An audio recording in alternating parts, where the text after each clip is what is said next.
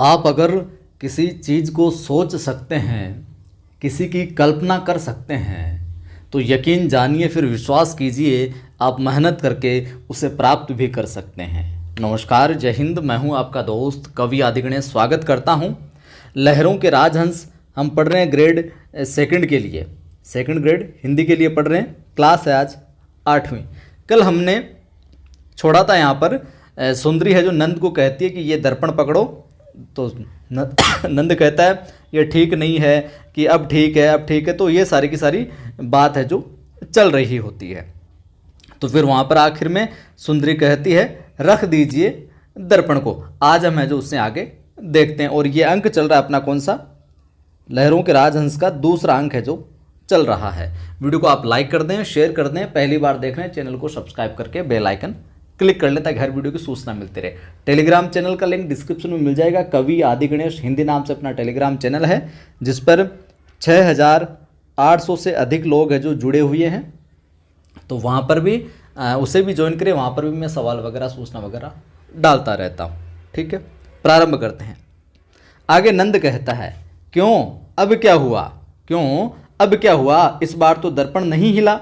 नंद कहता है कि इस बार तो दर्पण हिला ही नहीं, कांच है जो हिला ही नहीं, अब क्यों है जो रखने को कह रही है। तो सुंदरी कहती है हिला नहीं, आपकी सांस से धुंधला गया है, आप जानबूझकर।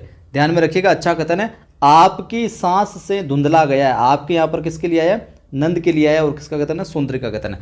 आपकी सांस से, आप जब भी दर्पण में देखते हो, कांच में देखते हो, मुंह से सांस जब छोड़ते हो, हवा छोड़ते हो, तो धुंधला सा हो जाता है ना कांच। वही कह रही सुंदरी कि आपकी सांस से धुंधला गया, अब रख दो, आप छोड़ो यार, आपसे नहीं होगा। नंद कहता है मैंने जानबूझकर कुछ नहीं किया है, कि यार मैंने जानबूझकर थोड़ी किया है। अच्छा, अब बनाओ विशेषक, अब बनाओ विशेषक। नंद कहता है कि अब कर लो तुम श्रृंगार संयोजन, जो करना है ठीक से लगा लो तुम। सुंदरी मैंने कहा है दर्पण रख दीजिए, मैंने कहा ना यार दर्पण रख दो, मुझे विशेषक है जो नहीं बनाना है। अब आप सोच रहे होंगे कि ये बार बार विशेषक आ रहा है क्या आखिर। तो विशेषक आप कह सकते हैं माथे पर लगाए जाने वाला एक तिलक या टीका, ये पूछा जा सकता है केवल इतना सा देकर। तो सुंदरी कहती मुझे नहीं बनाना यार, छोड़ो तुम। फिर नंद, जब तक विशेषक नहीं बनाओगी मैं तुम्हें दर्पण की छाया से जो बाहर नहीं जाने दूंगा, मतलब मैं दर्पण है जो नहीं हटाऊंगा। ठीक है, तो सुंदरी दर्पण के सामने से हटना चाहती है, परंतु वह निरंतर दर्पण का मुंह है जो उसकी ओर किए रहता है, दर्पण है जो उसकी मुंह की ओर लिए लिए फिरता है। अब भी दर्पण की छाया तुम्हारे ऊपर है और तुम्हारी छाया है जो दर्पण के अंदर है। तो सुंदरी कहती है आप दर्पण को रख दीजिए, मुझे विशेषक है जो नहीं बनाना है, मुझे तिलक है जो टीका नहीं बनाना, नहीं लगाना है, नहीं बनाना है, नहीं बनाना है। परे चली जाती है वो नंद। दर्पण ऊंचा उठाने लगता है कि एकाएक भिक्षुओं का स्वर रुक जाने से हाथों में दर्पण का संतुलन है जो बना नहीं रहता, वह गिरकर है जो टूट जाता है। सुंदरी, दर्पण टूट गया, स्तब्ध होकर अचानक से। नंद भी स्तब्ध सा एक बार सुंदरी को, फिर टूटे हुए दर्पण को देखता है। एक बार सुंदरी को देखता है, फिर टूटे हुए दर्पण को देखता है। तभी भिक्षु भिक्षुणियों का संवेद स्वर पुनः आरंभ हो जाता है और क्रमशः दूर हटता जाता है, यानी कि धीरे धीरे कम होता जाता है। क्या स्वर आता है संवेद में, धम्म शरणम गच्छामि, संघम शरणम गच्छामि, बुद्धम शरणम गच्छामि। नंद कुछ पल उसी भाव से अपने स्थान पर खड़ा रहता है, फिर बढ़कर सुंदरी के पास आ जाता है। नंद कहता है मुझे खेद है सुंदरी, कि मुझे दुख है, मुझे खेद है सुंदरी, माफ़ी चाहता हूँ। संवेद स्वर धीमा पड़ता हुआ विलीन हो जाता है। उसके कंधे पर हाथ रखकर सुंदरी कहती है आप अपने कक्ष में चले जाएं, मैं कुछ देर एकांत रहना चाहती हूँ। अब यहाँ से चले जाओ, मुझे डिस्टर्ब मत करो, मुझे अकेला रहना है। नंद, देखो सुंदरी, मैंने कहा है ना मैं कुछ देर एकांत में रहना चाहती हूँ, जाते हो कि नहीं जाते हो यार, दिमाग ख़राब कर दिया है। नंद, मुझे यहाँ से जाने का अधिकार नहीं है, मैं दिन भर तुम्हारे पास रहने का वचन दे चुका हूँ, कि तुमने भी वचन मांगा था कि अब मुझे जाने का अधिकार नहीं है, मैं तुम्हें तुम्हारे पास रहने का दिन भर का वचन दे चुका हूँ। सुंदरी, वचन मुझे दिया था न, अब मेरी ओर से आप वचन से क्या है, मुक्त है। मुझे दिया था, मैं ही कह रही हूँ, जाओ यहाँ से, 9-2-11 हो जाओ। नंद, परंतु मैं नहीं चाहता वचन मुक्त होना। नंद कहता पर मैं नहीं चाहता ना वचन को त्यागना, वचन से मुक्त होना। सुंदरी पल भर आंखें मूंदे रहती है, जैसे स्थिति को संभालने की चेष्टा में। सुनो, जो टूटा है वह तो कच्चे रजत का दर्पण है। तुम कहा करती हो न कि तुम्हारा वास्तविक दर्पण तो मैं हूँ। नंद के लिए कहा करती रही है वो। सुंदरी, उस बात को अब जाने दीजिए, उस बात को जाने दीजिए। अच्छा कथन है ये, पूछा जा सकता है, इंपॉर्टेंट लगा लीजिए। उस बात को जाने दीजिए, किसका कथन है? सुंदरी का। नंद, अच्छा आओ वहाँ चलकर बैठो। उसकी पीठ पर हाथ रखकर कहता है कि आओ वहाँ चलकर बैठो साहब। सुंदरी उसका हाथ हटाती हुई, मैं एक बात जानना चाहती हूँ। नंद, वहाँ आ जाओ, वहीं बात करेंगे। उसकी पीठ पर हाथ रखे हुए मत्स्याकार आसन पर है जो ले जाता है। बताओ क्या जानना चाहती हो? सुंदरी, जानना चाहती हूँ कि दर्पण का टूटना क्या अकारण ही था या आप उस समय कोई और बात सोच रहे थे? सुंदरी कहती है कि जो दर्पण टूटा है उसका टूटना अकारण था या फिर उस समय आपके दिमाग में कोई और बात चल रही थी, आप कुछ और सोच रहे थे। नंद, क्रोध मन से निकाल दो, मैं अभी अपने हाथ से तुम्हारे माथे पर विशेषज्ञ जो बना देता हूँ। कि यार तुम क्रोध मत करो सुंदरी, दर्पण टूट गया तो ठीक है, मैं खुद दर्पण में देखने की तुम्हें आवश्यकता नहीं, मैं अपने हाथों से तुम्हारे माथे पर तिलक कर देता हूँ, विशेषज्ञ बना देता हूँ, टीका लगा देता हूँ।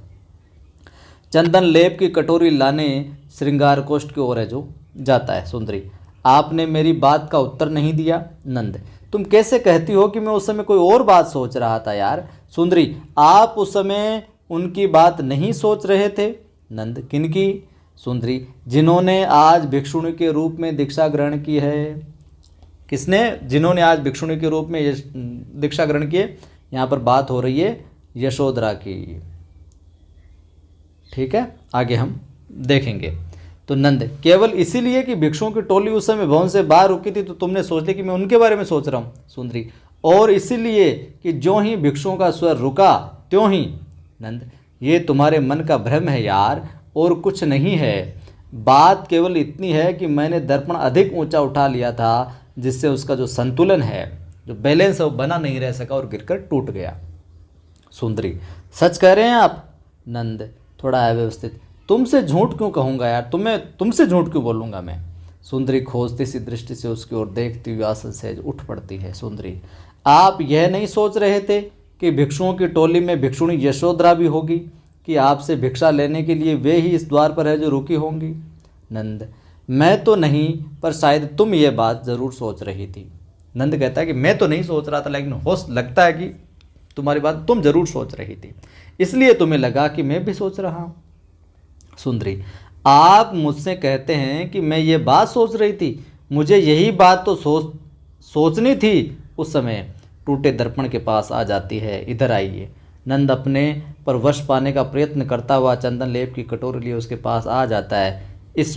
इसमें मुझे देखिए कैसा लगता है, टूटे दर्पण के लिए कि इसमें मुझे देखिए कैसा लगता है मेरा टूटा प्रतिबिंब। इसमें मुझे देखिए, यहाँ पर इसमें किसके लिए आया है? टूटे दर्पण के लिए। अच्छा सवाल बन सकता है। नंद कहता है, मैं उसमें तुम्हें क्यों देखूं? बाहर जो देख रहा हूं, मैं तो तुम्हें बाहर ही देख रहा हूं, इतनी खूबसूरत लग रही हो, उसमें क्यों देखूं मैं? सुंदरी, बाहर भी ऐसे ही अपरूप लगती हूं मैं तो। नंद, टूटे दर्पण में अपने को देखना बहुत अच्छा लग रहा है। टूटे दर्पण में अपने को देखना बहुत अच्छा लग रहा है तुम्हें? सुंदरी, अच्छा लग रहा है? ये दो भागों में बटा चेहरा, खंडित मस्तक, खंडित सीमांत। नंद कहता है, उसके सिर पर हाथ रखकर चेहरा अपनी ओर उठाने के प्रयत्न, केवल यदि यह अखंड रूप तुम अपनी आंखों से देख पाती। सुंदरी पल भर उसकी ओर देखती रहती है। सुंदरी, आप कह रहे थे ना अपने हाथों से मेरा प्रसादन करेंगे, श्रृंगार संयोजन करेंगे। नंद, तुम ऐसे ही रुकी रहो, मैं अभी क्षण भर में तुम्हारे माथे पर पूरा आकाश चित्रित कर दूंगा। मैं अभी क्षण भर में तुम्हारे माथे पर पूरा आकाश चित्रित कर दूंगा। किसका कथन है? नंद का कथन है। तुम्हारे माथे पर, तुम्हारे किसके लिए आया है? सुंदरी के लिए। ठीक है। बीच में सूर्य और दोनों ओर सोम और बृहस्पति, के बीच में तो सूर्य बनाऊंगा और दोनों ओर सोम और बृहस्पति, ऊपर नीचे शेष चारों ग्रह तथा कर्ण फूलों के पास राहु और केतु। सुंदरी, आप मेरा प्रसादन करेंगे, बाल बांधेंगे, बाहों पर गौरोचन लगाएंगे, शरीर पर सुरभि मर्दन करेंगे। नंद स्थिर दृष्टि से उसे देखता, क्यों नहीं करूँगा, तुम कहोगे तो जरूर कर दूंगा मैं।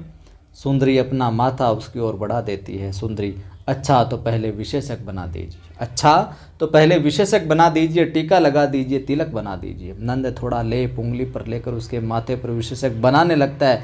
तभी हवा से सामने का द्वार है जो खुल जाता है।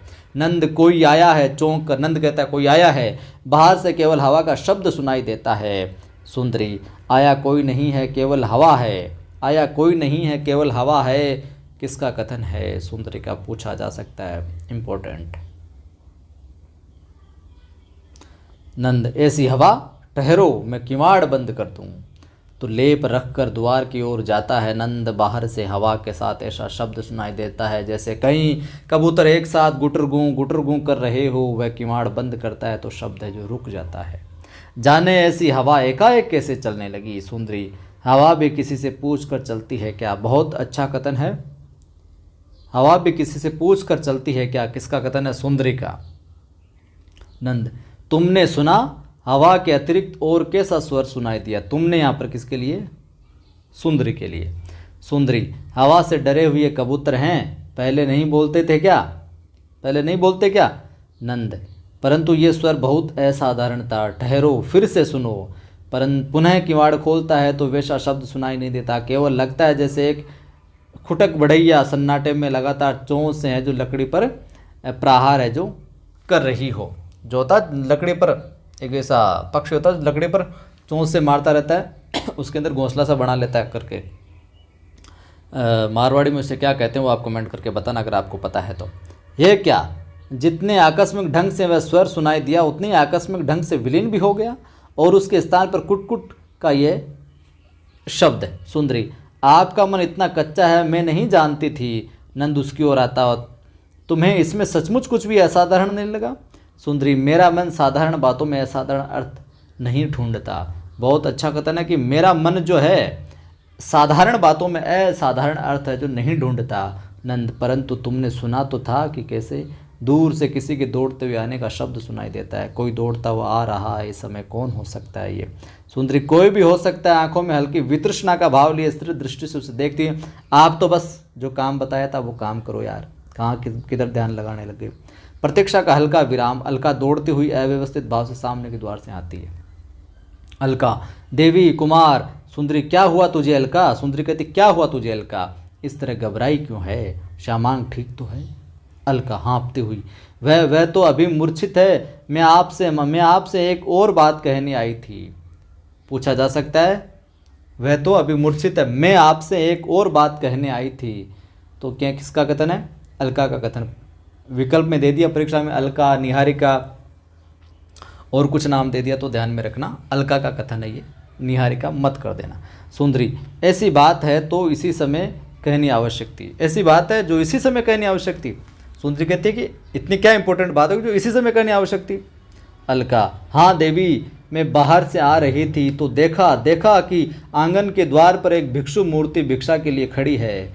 उसने 2 बार भिक्षा याचना की, फिर सहसा है जो लौट पड़ी। तभी मैंने उसे उजाले में देखा कि वह तो कोई नहीं, स्वयं गौतम बुद्ध है। तो 2 बार भिक्षा याचना किसने की थी? स्वयं गौतम बुद्ध ने की थी, ये पूछा जा सकता है। देखते ही मैं सूचना देने के लिए यहाँ चली आई। पल भर तीनों में से कोई नहीं बोलता। पल भर तीनों में से कोई नहीं बोलता। यहाँ पर तीनों कौन है? सुंदरी, कुमार और अलका। तीनों कौन है? ये सवाल बहुत अच्छा बन सकता है। सुंदरी, अलका, कुमार कह सकते हो या फिर नंद, कुछ भी आ सकता है विकल्प में। ठीक है।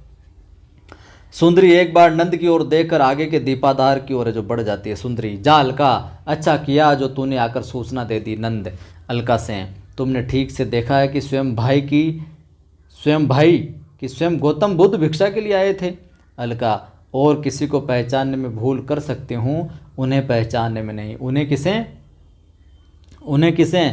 गौतम बुद्ध के लिए यहाँ पर आया, तो ये पूछा जा सकता है उन्हें यहाँ पर किसके लिए आया? उन्हें पहचानने में नहीं भूल कर सकती, गौतम बुद्ध के लिए आया है। 2 बार याचना करने पर भी कोई उनके पात्र में भिक्षा डालने नहीं आया तो वे आंखें उठाकर पल भर इस गवाक्ष की ओर देखते रहे। फिर सहसा अचानक लौट पड़े। मेरा मन हुआ कि पीछे से जाकर उन्हें रोकूं, परंतु आपसे आदेश पाए बिना मैं कैसे रोक सकती थी। सुंदरी, तू जा अलका, कोई द्वार तक आकर लौट गया है तो उसके पीछे जाने की आवश्यकता नहीं है तुम्हें। जाकर विश्राम कर, मैंने सुना है तू रात भर सोई नहीं है। अलका असमंजस में नंद की ओर देखकर, तो क्या? सुंदरी आवेश में उसकी ओर मुड़कर, इसके बाद और भी कुछ पूछना शेष है क्या? निकल यहाँ से, चल फटाक से।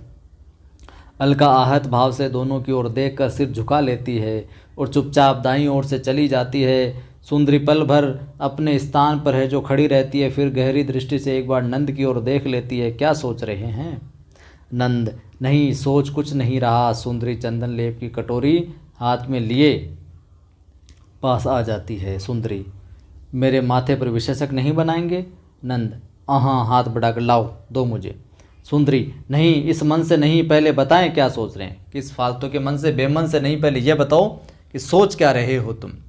ठीक से सही सही चुपचाप सच सच बता दो।